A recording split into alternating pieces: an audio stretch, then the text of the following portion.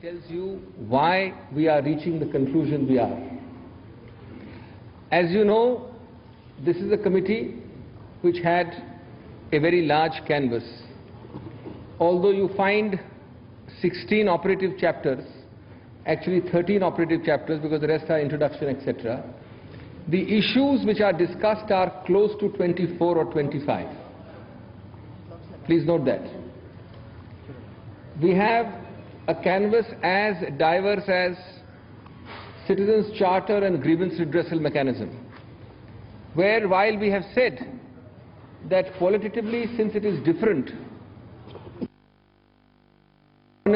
bad governance is not necessarily corruption. It should be under a separate entity, but we have given it constitutional status. We have argued that these should be the contents and the essential principles of a citizens' grievance redressal mechanism. Very strong observations are there. I have indicated that there are many firsts in this report. First time ever in independent India. Number one, I am only giving you an illustrative list. There is a very large number of things here. We have for the first time made a recommendation for a specific statutory provision. Not just saying so or judgment saying so, a law which says that the CBI shall not be subject to anyone's control, interference, etc. on the merits of the investigation. We have said for the first time, and that means either the ministry or the Lokpal. It shall not be subject to either the ministry or the Lokpal. The law will say so if our recommendation is accepted. Second, we have separated investigation by the CBI from prosecution, which is desirable to create in both investigation and prosecution. Thirdly, we have created a selection committee which for the first time has, among others, a joint nominee of 3 constitutional post holders.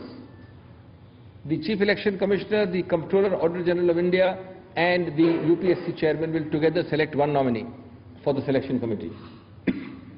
Fourthly, Lokayuktas, as you know, there are about 17 enactments around the country, and Lokpal will both be part of one single enactment, and we have given reasons why that is constitutionally valid and permissible. Fifthly, we have given constitutional status both to Lokpal and to the grievance redressal body. Sixthly, we have, and this is very important, abolished all sanctions for prosecution by whatever name called. As you know, there is a sanction, the Prevention of Corruption Act, prior sanction as they call it, no more. There is a sanction under the Delhi Special Police Act, the so-called CBI Act, no more. And we have suggested that while A and B classes shall be under the Lokpal, C for the first time shall be under the CBC.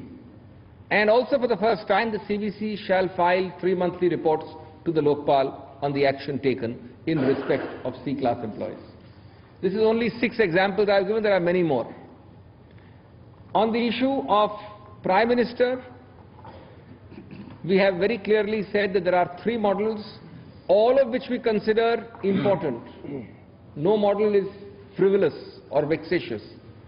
The model of full inclusion, but with subject matter exclusion and with safeguards.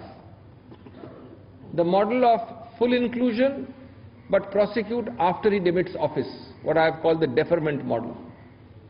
And the model of absolute per se no inclusion. All of this had resonance in the committee. So in a bid to be extra fair, we have included all 3 and left it to the wisdom of Parliament. On members' conduct, vote and speech within Parliament, we have said that census changing 105 article, and so long as that article stands in the Constitution, it is futile to suggest that that conduct, vote or speech in Parliament shall be policed by anyone except Parliament itself. But we have pointed out that it is not as if Parliament doesn't police.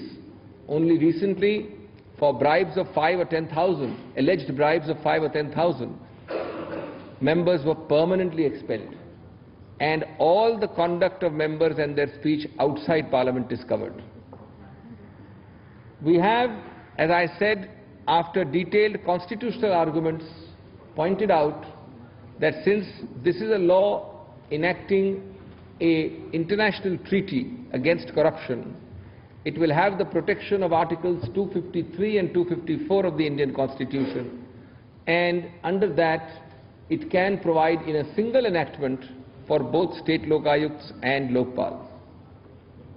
On the lines, as you know, inter alia of the National Human Rights Commission and State Human Rights Commissions, or partly even the Consumer Protection Act, State and National Commissions, or partly even the RTI Act. And we have considerably reduced the punitive measures of punishment or fine for false and frivolous complaints to accepted norms within the Contempt of Courts Act, considerably reduced from what was proposed. We have suggested a mandatory search committee, and most importantly, we have suggested mandatory reservation on the search committee up to 50% for marginalized sections of society, women, OBC, SC, ST, minorities and so on. The selection committee itself is a unique suggestion. The heads of each of the three organs of state, the head of the executive Prime Minister, the head of the judiciary Chief Justice, the head of the legislature Speaker of the Lok Sabha, leader of the opposition in the Lok Sabha are 4 members of the selection committee, But the fifth is a very interesting innovation, as I said, a joint selected nominee of the CAG, the CEC and the UPSC chairman.